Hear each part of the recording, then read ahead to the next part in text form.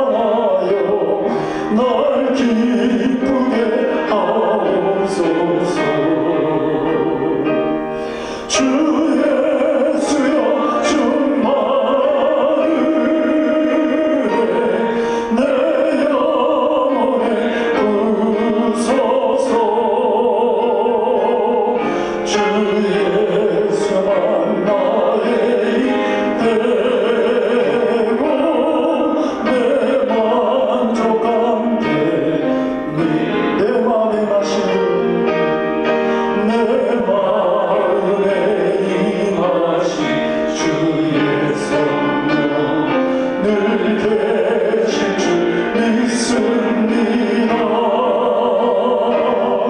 그 은사를 나에게 부어주사 주 섬기게 하옵소서. 주 예수여 충만한 은혜 내 영혼에 부소서.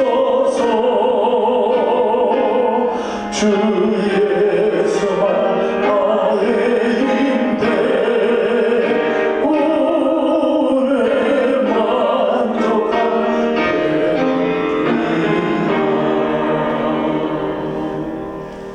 이사가 질문하셔서 인내성 찬양하시겠습니다.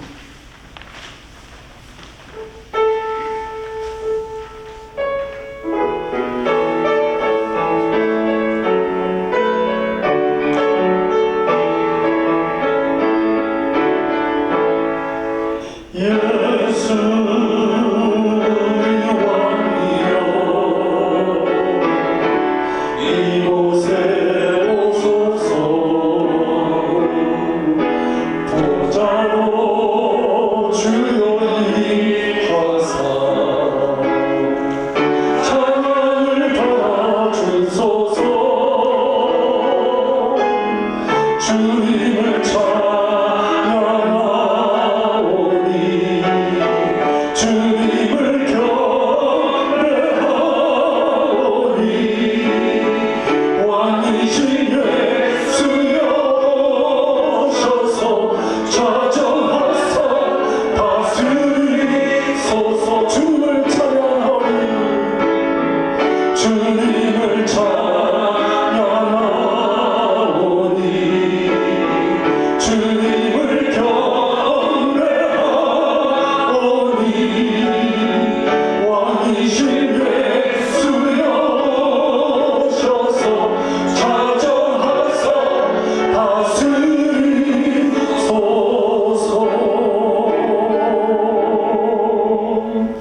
사부신경으로 우리의 신앙을 하나님 앞에 고백하시겠습니다.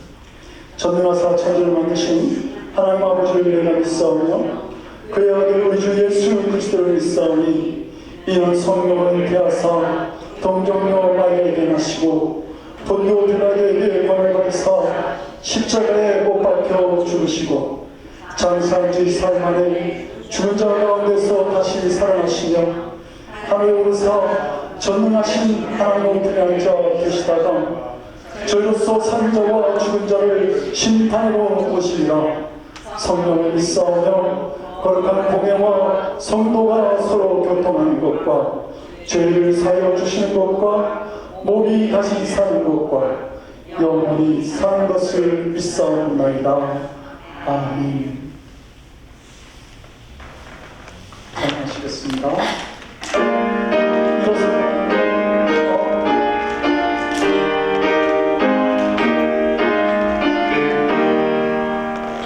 일어나서 찬양합니다. 서서 주 앞에 드리세 저 천사 기쁜 노래가 온 땅에 퍼지네.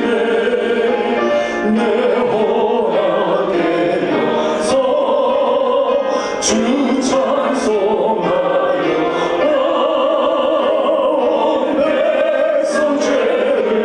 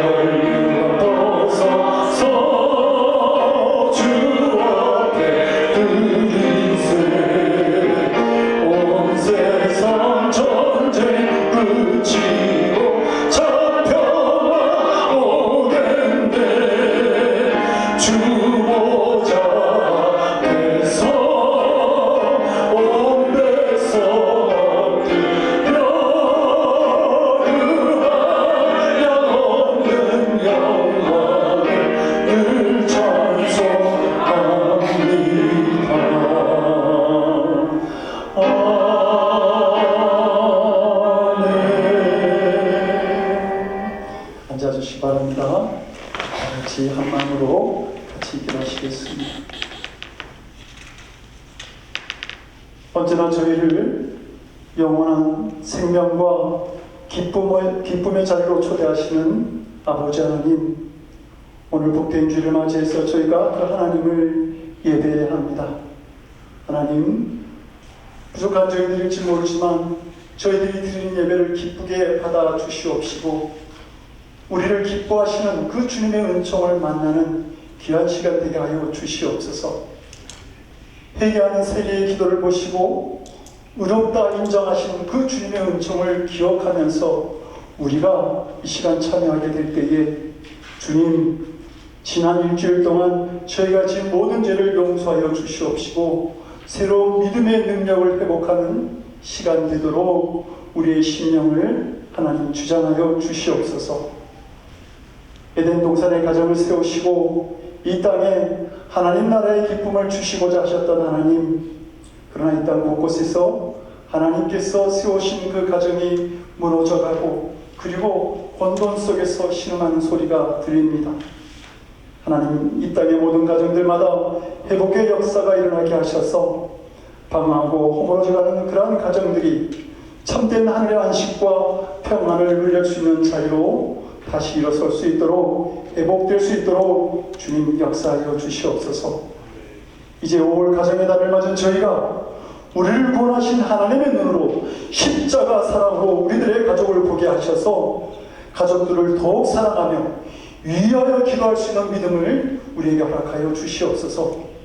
성도들 가정마다 축복하셔서 하늘의 행복이 그 가정에 가득 임하게 하시고 영육간의 질병에 걸린 가족들이 나음을 잊게 하시며 서로를 격려함으로 기쁨과 위로와 사랑을 나눌 수 있는 축복된 가정이 될 수 있도록 주님, 우리를 도와주시옵소서. 교회의 주인 되시는 하나님, 늘 푸른교회 성도들 모두 하나님의 한 가족으로 서로 나누는 그 사랑이 충만하게 가득 임하도록 주여 역사하여 주시옵소서. 그래야 우리 성도들 서로를 볼 때마다 위로와 평안이 넘치게 하시고 하나님께서 우리에게 베푸신 그 놀라우신 은혜를 기억하면서 주님께서 원하시는 일들을 기쁨으로 감당하고 넉넉하게 이루어드리는 성도들의 삶을 살아가도록 주여 역사하여 주시옵소서. 늘 푸른교회가 죄악 가득한 이 세상에서 구원의 방주의 역할을 감당하게 하시고 흘러넘치는 죄들을 막아서는 강한 주의 성벽이 될 수 있도록 주여 도와주시옵소서. 신음하는 사람들의 안식처가 되게 하시고 어둠을 걷는 사람들에게 참된 소망을 나눌 수 있는 복음의 선교지가 되게 도와주시옵소서. 하나님, 혼란 속에 있는 저희의 조국 한국이 속히 회복과 안정을 찾게 하시고 점점 더 늘어가는 이 세상의 참혹한 전쟁 가운데 주님의 평화가 임할 수 있도록 도와주시옵소서. 눈물과 고통이 멈추어지고 하나님 나라의 기쁨이 임하는 땅들이 되도록 주여 인도하여 주시옵소서. 오늘도 주님의 복음을 들고 이 세상 곳곳에서 선교의 사역을 감당하시는 선교사님들에게 주님의 위로와 능력과 은총을 더하여 주시옵소서. 오늘 예배의 처음과 마지막을 오직 주님께만 의탁드리오며 우리 주 예수 그리스도를 받들어 간절히 기도드리옵나이다. 아멘.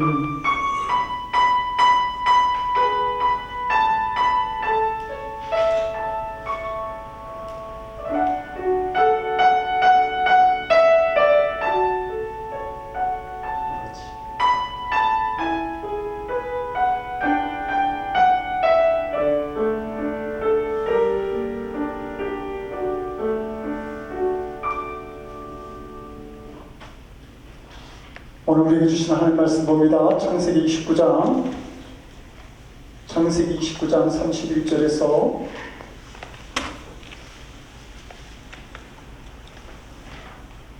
35절 말씀까지 나눠서 교독하고 35절로 합독합니다. 여호와께서 레아가 사랑받지 못함을 보시고 그의 태를 여셨으나 라헬은 자녀가 없었더라.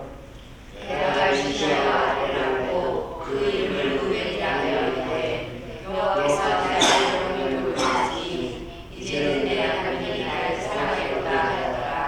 그가 다시 임신하여 아들을 낳고 이르되 여호와께서 내가 사랑받지 못함을 들으셨으므로 내게 이 아들도 주셨도다 하고 그의 이름을 시몬이라 하였으며 그가 또 임신하여 아들을 낳고 이르되 내가 내게 새 아들을 낳았으니 내 남편이 지금부터 나와 연락하였다 하고 그의 이름을 레위라 같이 읽습니다.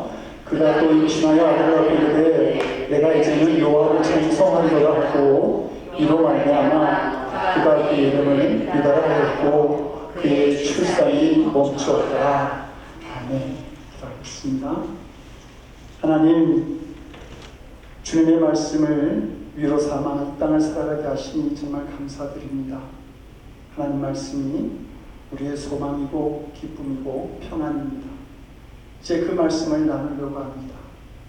그 말씀을 기쁨으로 받아들이고 우리가 그 말씀에 순종하는 삶을 통해서 넉넉하게 하나님께 영광 돌리는 삶으로 설 수 있도록 주여 도와주시옵소서.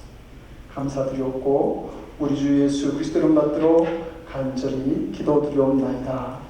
아멘. 한 가정이 화목한 가정인지 아닌지를 알면 어려운 일을 당할 때 알 수 있습니다. 저는 목사로서 이제 우리 교회뿐만 아니라 교회 바깥에서도 많은 장례를 이렇게 하게 되는데 어떤 가정은 장례가 끝나고 나면 그 유족들을 보기도 힘들고 때로는 인사하기가 참 민망한 그런 순간을 경험하기도 하고 또 어떤 가정은 장례 치르는 내내 서로를 격려하고 위로하고 수고했다 그러고 참된 그 사랑을 나누는 그 장례 현장이 오히려 기쁨의 자리가 되는 것을 볼 때가 있습니다. 우리가 예수님을 믿고 받는 축복 가운데 하나가 바로 가정의 행복입니다. 가정사역자들에 의하면 가정이 행복한 가정을 만드는 데는 이제 여러 가지 요소가 있는데 가족들이 함께 여행을 하면서 추억을 공유하는 것, 또 가족들이 많은 대화를 나누면서 자신들의 생각과 감정을 서로에게 충분히 전달하는 것, 이런 것들이 행복한 가정을 만드는 데 도움이 된다. 그런데 그 가정을 연구하는 학자들에 의하면 무엇보다도 같은 신앙을 가진 가족들이 더 많은 행복을 누릴 수 있다고 말합니다. 왜냐하면 거기에는 같은 가치관, 같은 세계관을 공유하면서 살아가기 때문이죠. 특별히 우리 기독교 신앙에는 우리를 위해서 자신의 몸을 들이신 예수 그리스도의 십자가 사랑, 또 독생자를 주시는 하나님의 그 은혜가 있기 때문에 더욱더 이 기독교 신앙 안에서는 행복한 가정을 만들어 나갈 수가 있습니다. 내 성도를 인상한 것은 창세기 20장부터 30장 24절에 걸쳐 소개된 그 야곱의 가족을 보면 서로 수많은 갈등과 반목이 그 안에 있음을 발견할 수 있습니다. 하나님의 선택을 받은 그 가정이 오히려 이상한 가정의 모습을 보여주고 있고 그 안에서 수많은 스트레스 또 모순된 모습이 드러나고 있다고 하는 겁니다. 한국의 한 기독교 연구소에서 기독교인들을 대상으로 설문조사를 하다가 그 설문 질문지 중에 하나가 당신은 지금 당신의 가정에 만족하고 있습니까? 라고 하는 질문을 넣었습니다. 그러자 기독교인들, 교인들은 그 65.7%가 만족합니다. 이렇게 대답했고 비기독교인들은 65.5%였습니다. 그러니까 0.2% 차이밖에 나지 않는 것이죠. 이상하죠? 기독교인든 비기독교인든 가정에 만족하는 차이가 별로 없었다라고 하는 것입니다. 어떻게 이럴 수 있을까?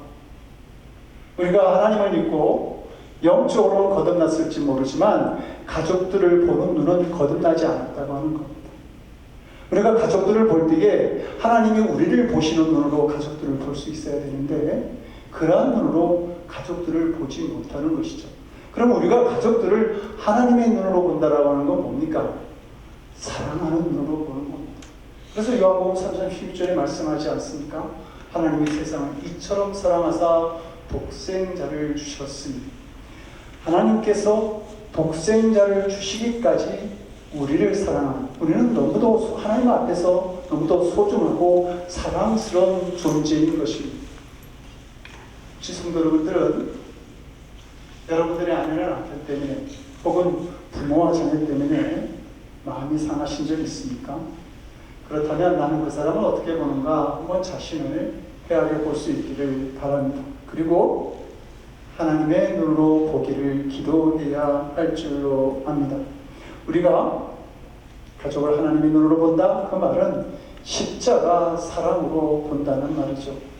하나님이 독생자를 희생시키시기까지 우리를 소중하고 사랑스럽게 보듯이 우리도 가족들을 그런 눈으로 볼 수 있어야 된다는 말입니다. 우리가 십자가의 사랑으로 가족을 보면 사랑스럽지 않은 가족은 단 한 사람도 없습니다. 그러나 우리가 믿음 생활을 해도 가족들을 그렇게 하나님의 눈으로 십자가 사랑으로 잘 보지 못합니다. 야곱의 가정에 수많은 갈등, 반목, 대립이 있었던 이유도 바로 하나님의 눈으로 그 가족들을 보지 못하고 있었기 때문입니다. 대표적인 사람이 그 야곱의 가족을 이루고 있는 야곱과 라헬과 레아를 들 수 있습니다.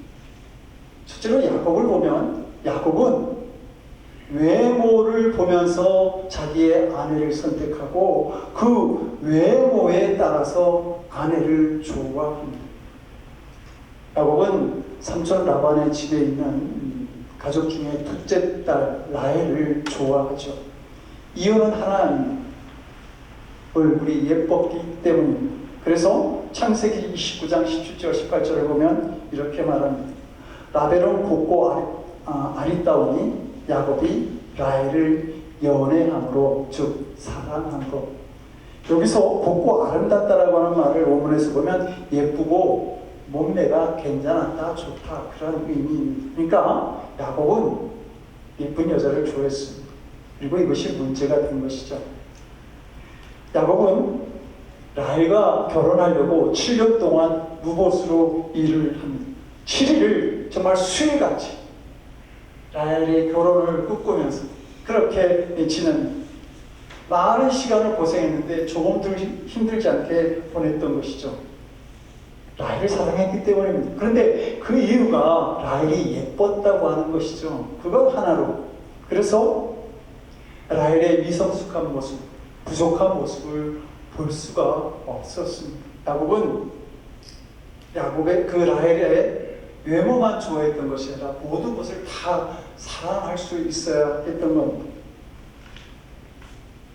하나님께서 야곱을 보실 때 모든 것을 다 사랑하는 눈으로 찾아가지 않습니까? 그래서 야곱이 집에서 쫓겨나서 베델 광야에서 홀로 있을 때 찾아가시고 그리고 그에게 내가 내게 허락한 것을 다 이루기까지 나는 너를 떠나지 않겠다 이런 약속까지 해주시잖아요. 그러면 야곱은 그렇게 모든 것을 나의 모든 것을 부족한 것까지 다 사랑하시는 그 하나님의 사랑을 그가 깨달았어야 되는데 그것을 알지 못했기 때문에 그래서 라헬을 사랑할 때도 외모만 보고 본 모습만을 가지고 좋아하고 또 싫어하기도 하는 그런 마음을 가지고 있었던 겁니다.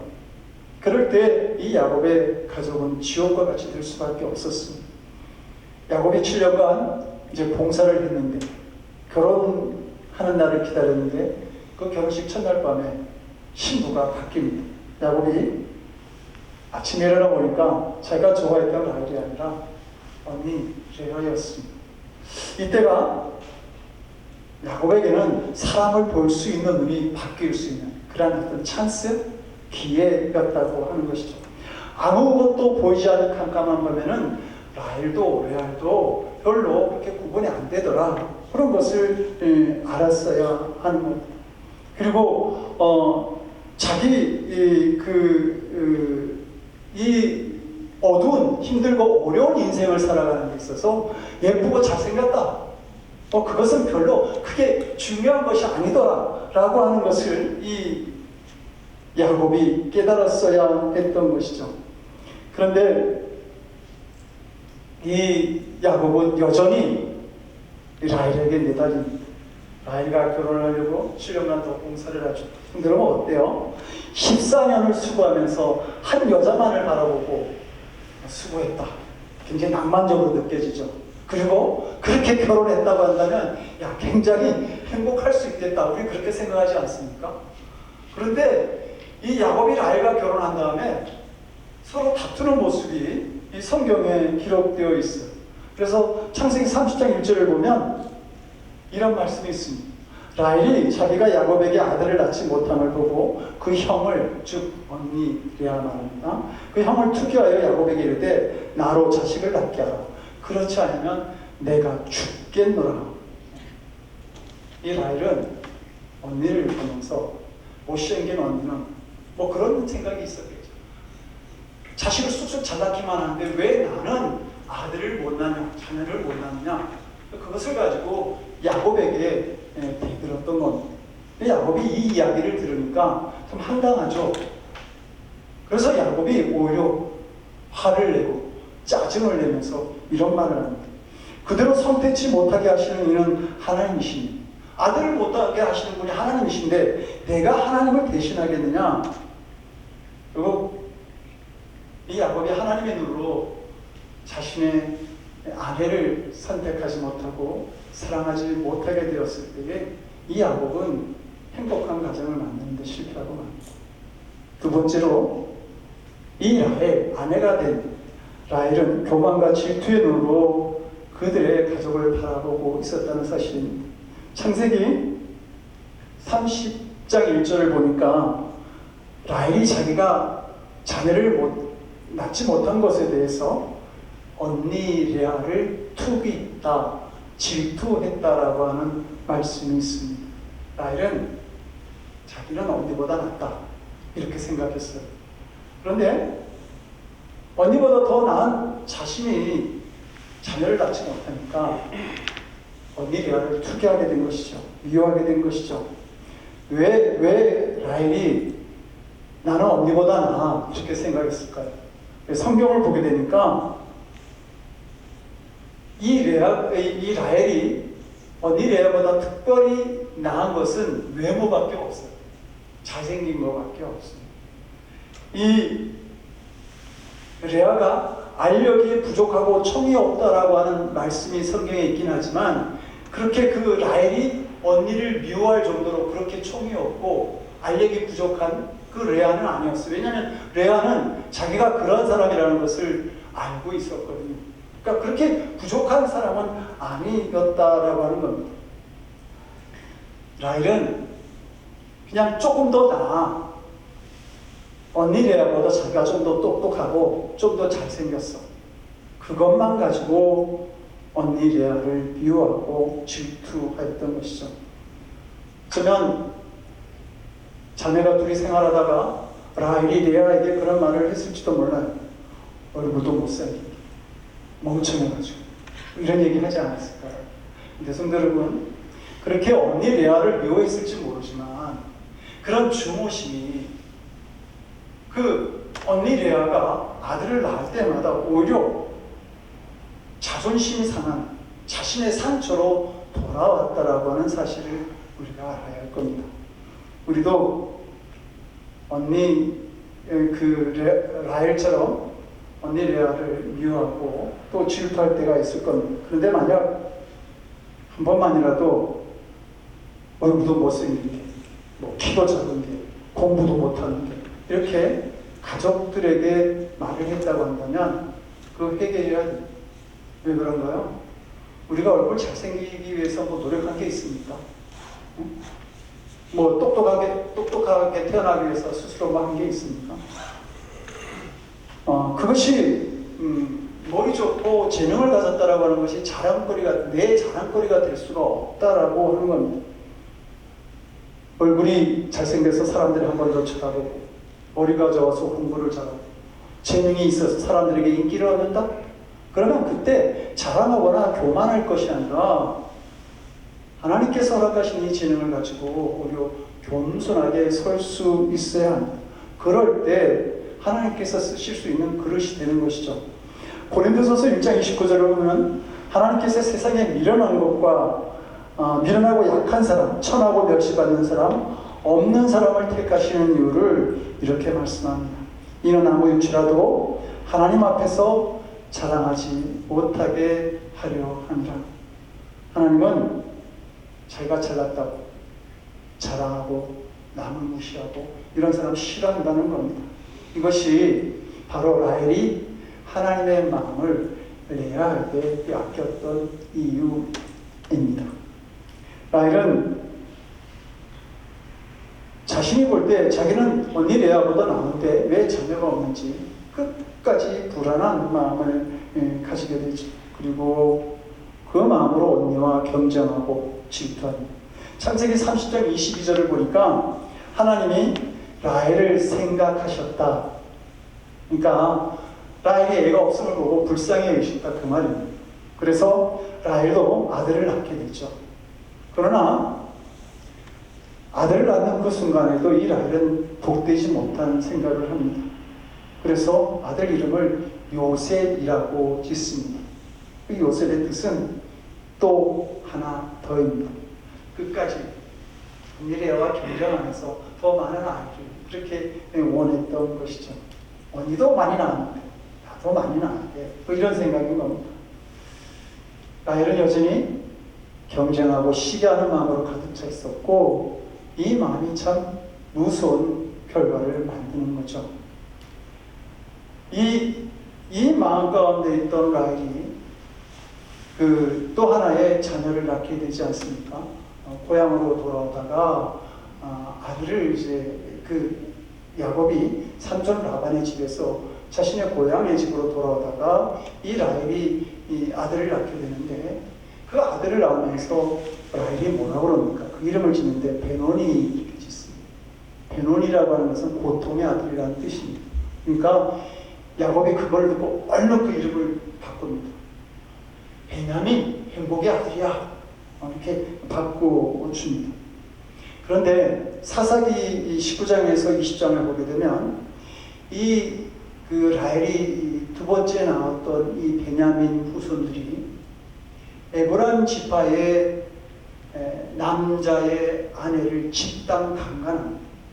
그리고 이 일로 인해서 이스라엘 전체가 큰 고통에 이제 휩싸이게 되는데 바로 이 베냐민 지파가 이스라엘 전체를 대적하는 상황이 되었고 그러면서 이스라엘이 전체가 고통스럽고 또 이 베냐민 지파는 거의 전멸할 정도의 그런 순간 어려운 일을 맞이하게 됩니다.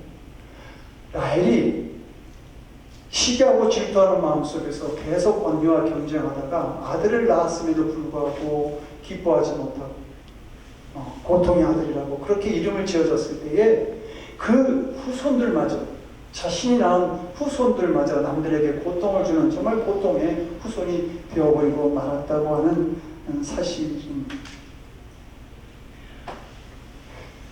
세 번째로 야곱의 가정이 힘들어졌던 이유는 바로 레아의 문제였습니다. 즉 레아가 가지고 있는 열등감, 그게 야곱의 가정을 힘들게 했습니다. 레아의 아버지 라반은 이 레아 때문에 참 고민이 많았습니다. 그런데 어떻게 시를 보니까 고민을 하고 있었는데 이 라헬이 동생 라헬이 먼저 이제 시집을 가게 되는 그런 상황이 벌어진 겁니다. 더 큰 걱정이 생겼던 것이죠. 어떻게 하냐? 그러지 않아도 동생보다 조금 못생기고 또 알력도 부정하고 총도 없는데 얘를 어떻게 해야 되지? 그렇게 고민을 하다가 이 라헬의 결혼 첫날 밤에 이 신부를 바꾸어 버립니다. 라헬 대신에 레아를 들어가게 해서 강제 결혼을 시켜 버리는 것이죠. 근데 이렇게 레아가 야곱과 결혼을 하게 됐지만 그 남편이라고 이제 야곱을 옆에 두지만 항상 이 야곱의 시선이 동생 라헬에게 가 있는 것을 옆에서 지켜봐야 했습니다. 자기보다 좀 똑똑하고 조금 더 잘생긴 라헬을 사랑하는 그 야곱을 지켜보면서 자신의 무기력함 그리고 자신의 열등감을 레아는 갖게 되었던 것이죠. 그래서 더 남편에게 집착합니다. 오늘 우리가 봉독한 본문 32절을 보면 이런 말씀이 있어요. 레아가 잉타하여 아들을 낳고 그 이름을 루벨이라 하여 가로되 여호와께서 나의 기름을 공고하셨으니 이제는 내 남편이 나를 사랑하리로다. 남편에 대해서 시선을 돌리고 있죠. 그리고 다시 34절을 보면 그가 또 잉타하여 아들을 낳고 가로되 내가 그에게 새 아들을 낳았으니 내 남편이 지금부터 내 남편이 또 남편이요 내 남편이 지금부터 나와 연합하리로다. 항상 그 열등감 속에 남편을 쳐다보고 있었던 레아의 시선을 볼 수 있습니다. 창세기 30장을 보게 되면 레아가 자기 남편 야곱과 하룻밤 자는 문제를 놓고 동생 라헬과 싸우게 됩니다. 뭔 말이에요? 남편의 마음이 자신에게 돌아오기를 바라는 그 간절한 그 레아의 마음을 알 수 있는 것이죠. 그래서 이렇게 4명의 아들을 낳았음에도 불구하고 그 열등감에서 쉽게 이 레아가 벗어나지 못했다고 하는 겁니다. 근데 성도 여러분, 창세기 29장 30, 우리가 오늘 공독한 29장 31절을 보면 이렇게 말씀하고 있어요. 여호와께서 레아에게 총이 없음을 보시고 그의 태를 여셨으나 총이 없어. 부족해. 근데 그것이 하나님의 축복을 받는 하나의 통로가 되었다라고 하는 겁니다. 그래서 아들을 허락하셨던 것이죠.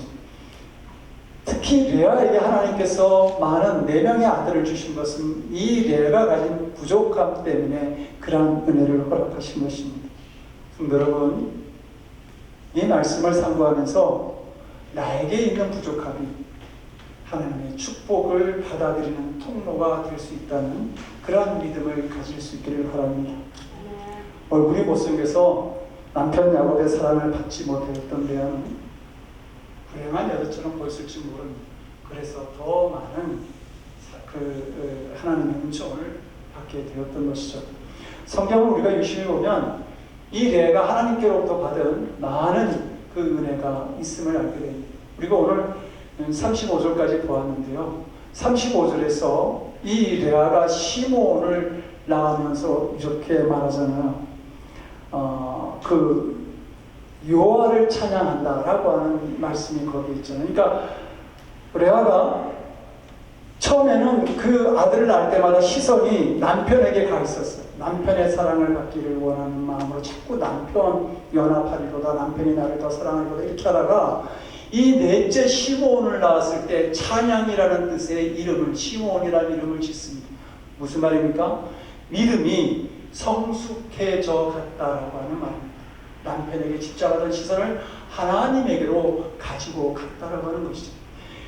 이렇게 레아는 그 하나님의 많은 축복을 점점 많은 축복을 받게 되는데, 이런 믿음의 성숙도 있지만 또 하나의 그가 받은 축복이 뭐냐면 야곱의 사랑을 그가 나중에 넉넉하게 받게 되었다라고 하는 겁니다.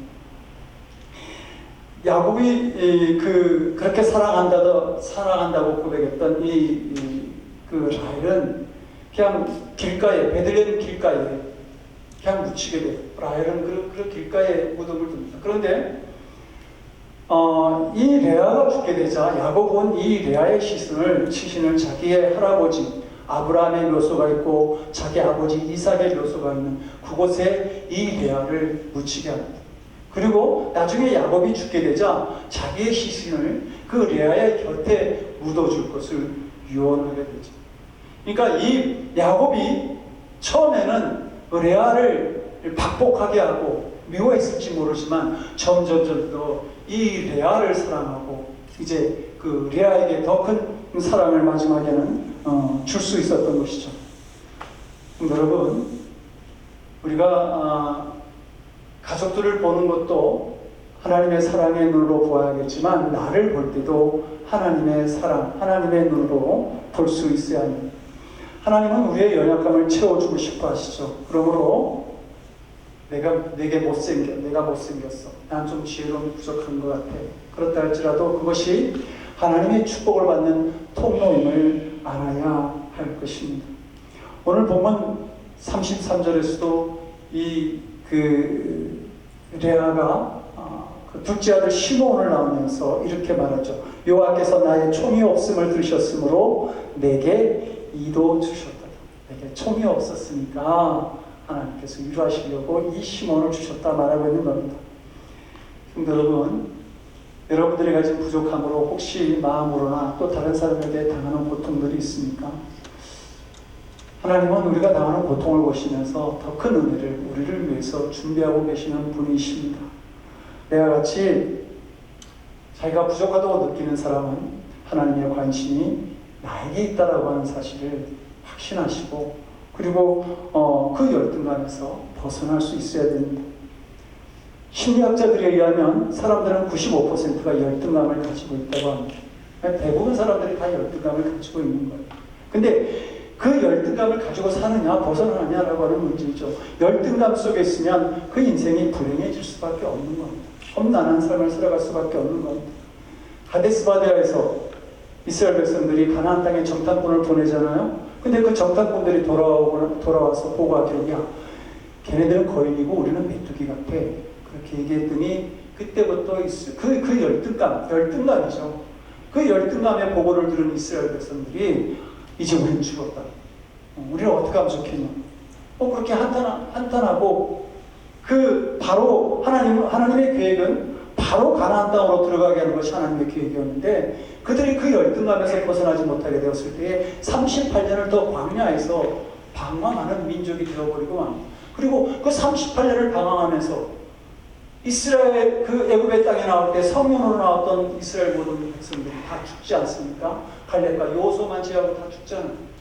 그런 열등감이 그런 불행한 인생을 만들 수 있다라고 하는 겁니다. 여러분, 나는 나 자신만으로도 하나님이 보실 때 소중하고 존귀한 존재입니다. 여러분을 특별한 존재로 보신다라고 하는 것이죠. 그것이 우리를 보는 하나님의 눈입니다. 그러니까 독생자까지도 우리를 위해서 십자가에 그렇게 희생하게 하셨다라고 하는 것입니다. 그러니까 나의 부족함을 보면서 다른 사람들하고 결코 비교할 필요가 없습니다. 우리가 알아야 할 것은 나의 연약함, 나의 부족함이 그 자리가 오히려 하나님이 축복하실 자리라고 하는 것이죠. 성도 여러분, 나와 내 가족을 보실 때 하나님이 독생자를 주시기까지 사랑한 가족들이다. 이런 눈으로 그 하나님의 눈으로 볼 수 있기를 바랍니다. 그러면 가족의 갈등들, 반복하는 거, 미워하는 거 사라지고 더 큰 행복으로 우리의 가족들이 채워지는 주님의 크신 은총을 경험하는 가족들이 될 줄로 믿습니다. 우리 같이 이제 기도하겠습니다. 나의 가족을 겉모습으로 또 외모로 그렇게 그것으로 보는 것이 아니라 모든 것을 사랑할 수 있는 마음 주님 우리에게 허락해 주시옵소서. 시기와 질투하는 마음이 아니라 십자가 사랑으로 우리의 가족들을 보면서 넉넉하게 위로하고 품을 수 있는 그런 우리 가정이 될 수 있도록 주님 도와주시고, 나를 볼 때도 하나님의 눈으로 보는 우리가 되어서 자신을 사랑하고 자존감이 있는 삶을 살아가는 내가 될 수 있도록 주님 함께하여 주시옵소서. 우리 같이 기도하겠습니다. 할렐루야. 좋으신 아버지 하나님, 올 가정의 달을 맞이해서 저희들이 저희 가정에 대해서 다시 한번 생각할 수 있는 귀한 시간 주신 것 감사합니다. 하나님, 우리가 우리의 가족들을 볼 때에 아버지 하나님께서 우리를 바라보시는 눈으로 사랑하지 못하고 아버지 하나님이여 정말 그들을 안아주지 못하고 하나님 아버지 시기와 감옥과 질투하는 마음속에 있지는 않아야겠지요. 아버지 하나님, 우리의 형제들 사랑하는 가족들이 있습니다. 멀리 떨어져 있을지라도 언제나 사랑하는 마음으로 바라보게 하시고 하나님 그들을 아버지 하나님이여 정말 기도하는 마음으로 그들을 사랑하는 마음으로 아버지 하면 그 바라보고 해서 가족들 간에 서로 아버지 하나님 위로하고 사랑하고 아버지 하나님 정말 하나님의 이름을 높게 나갈 수 있는 그런 가족들을 될 수 있도록 주의 은총을 베풀어 주시옵소서. 우리는 아버지 하나님 자신의 판단과 자신의 감정과 자신의 지식을 가지고 사람을 아버지 바라보기를 좋아하는데 아버지 하나님이여 하나님의 눈 속에서 우리를 사랑하시는 십자가의 사랑으로 아버지 하나님이여 우리의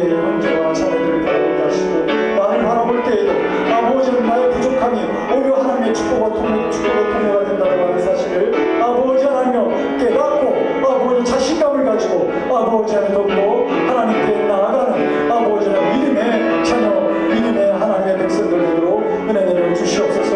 믿습니다. 아버지 하나님여 자신의 아버지 열악한 존재로 열등한 존재로 아버지 보지 말게 하시고 하나님께서 나를 보시는 그 하나님의 눈으로 아버지 자신을 바라보면서 모든 것을 넉넉하게 감당하고 하나님께 영광 돌리는 믿음의 귀한 아버지의 주님들로 살아가도록 역사하여 주시옵소서. 믿습니다. 사랑하는 성도들에게 주님 언제나 크신 그런 은혜 하나님의 눈으로 바라보시는 아버지와 자신에 대한 존귀함을 깨닫는 사랑하는 성도들 되도록 주여 역사하여 주시옵소서. 감사드립니다. 하나님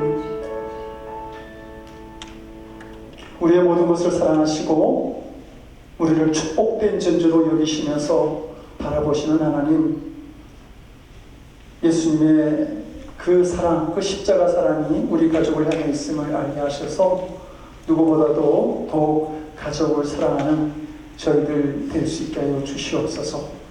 저희의 부족함과 연약함까지도 사랑하시고 더 귀한 곳으로 채우시는 그 더 좋은 곳으로 채우시는 하나님의 사랑, 오히려 우리의 부족함이 하나님의 축복과 통로가 된다라고 하는 사실을 우리가 알게 하셔서 스스로를 바라볼 때에 존귀한 존재임을 알게 하시고 그리고 그 자존감을 가지고 우리의 가족들과 사랑을 나눌 수 있는 사랑하는 성도들 되게 하여 주시옵소서.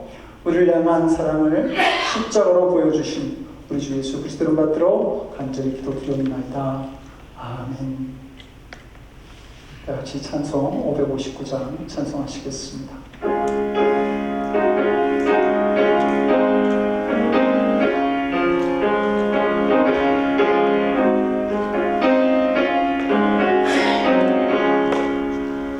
서쪽의 봄바람 불어있고 하나님 아버지 오셨으니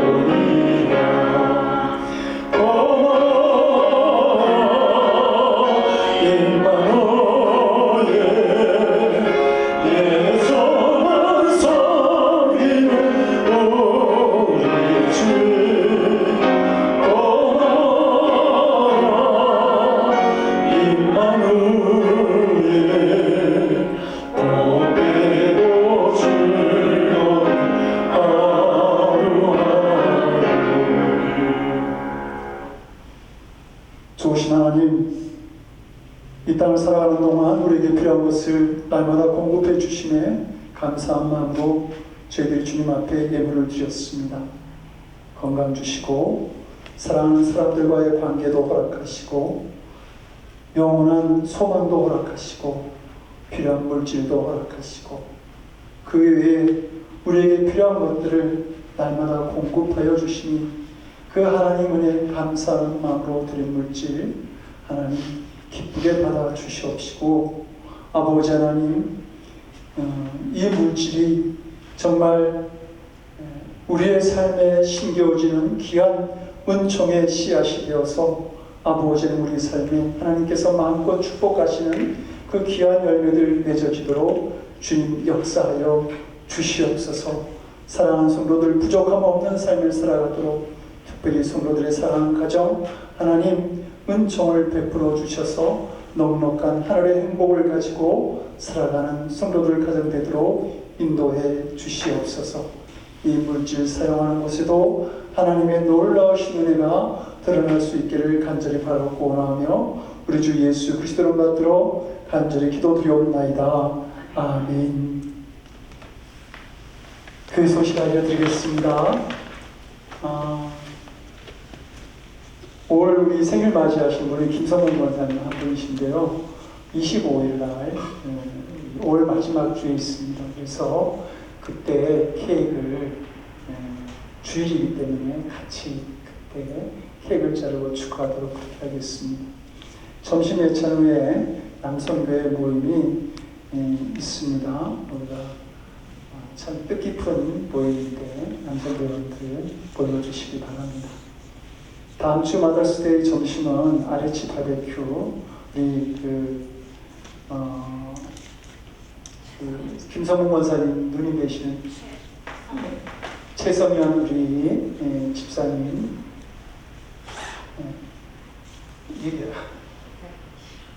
권사님이라고요? 제가 지난번에 가서 권사님 그랬더니 저 집사예요 그러더라고요. 그래서 그러세요. 이제 그때 그랬는데 그래서 최성현 집사님 그 집에서 식사하도록 하겠습니다. 그리고 5월 마지막 주 찬양 예배로 우리가 드리려고 합니다. 찬양 간증 집회가 될 겁니다. 그 지구촌 교회 이동영 목사님 이제 부흥 집회 가시면 그 집회하시기 전에 찬양으로 먼저 그 예배를 인도하셨던 정미경 집사님이라고 계시는데요. 그 정미경 집사님이 오셔서 우리 그날 찬양 간증 집회를 인도해 주시겠다고 그렇게 하셨습니다. 제가 강조드리는 이유는 좀 색다른 예배의 자리니까 우리 지금 이제 안 나오시는 우리 성도들을 권유하거나 새로운 성도들을 권유하는 그런 예배 시간으로 쓰면 좋겠다라고 하는 뜻으로 광고를 미리 드립니다. 그래서 한 달 정도 우리 성도들 건면하셔서 교회 마음이 왔다 갔다 하는 갈등 속에 있는 분들도 같이 드릴 수 있는 예배 시간이 되었으면 좋겠습니다. 음주는 우리 김평기 이사집사님 가정입니다. 두 분 언제나 건강 중에 행복한 가정 잘 만들어 가실 수 있도록 기도해 주시고 김평기 집사님 특별히 건강을 위해서 기도해 주시고 두 분의 믿음이 우리 교회를 굳건하게 세우는 복된 믿음이 되도록 위해서도 기도해 주시기 바랍니다. 이제 다른 광고 없으시면 일어나셔서 주기도문 찬양하시고 축도로 예배 마치겠습니다.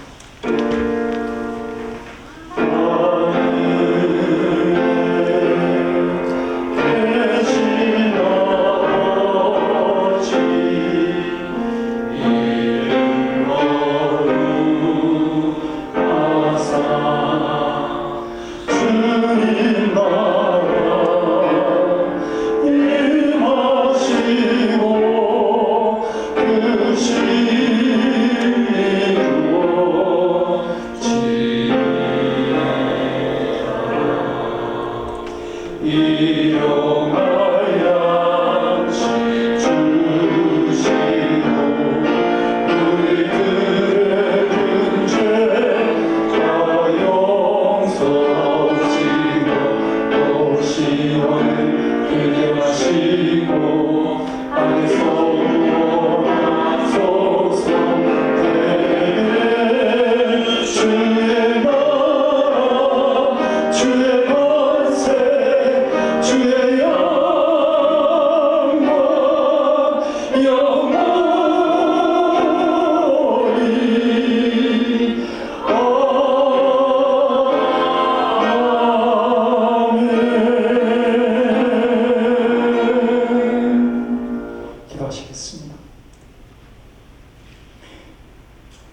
주님은 이 세상에서의 첫 기적을 가나의 혼인잔치에서 행하심으로 가정을 축복하셨던 우리 주 예수 그리스도의 크신 은혜와 아담과 하와를 지시고 연합하게 하시고 가정을 이루게 하셨던 아버지 하나님의 극진하신 사랑하심과 가정을 허락하시고 천국의 행복을 누릴 수 있도록 인도하시는 성령님의 감화감동 우리 안에 교통하시고 역사하시는 놀라우신 은총이 십자가 사랑으로 가족들을 바라보며 행복한 가정을 만들어 나가기를 원하는 사랑하는 성도들 머리 위에 저들의 삶과 가정과 일터와 드리는 기도에 그리고 낯선 땅에서 하나님의 자녀들을 만들어 나가는 사랑하는 선교사님들 위해 지금부터 영원토록 함께 하시기를 간절히 축원드리옵나이다.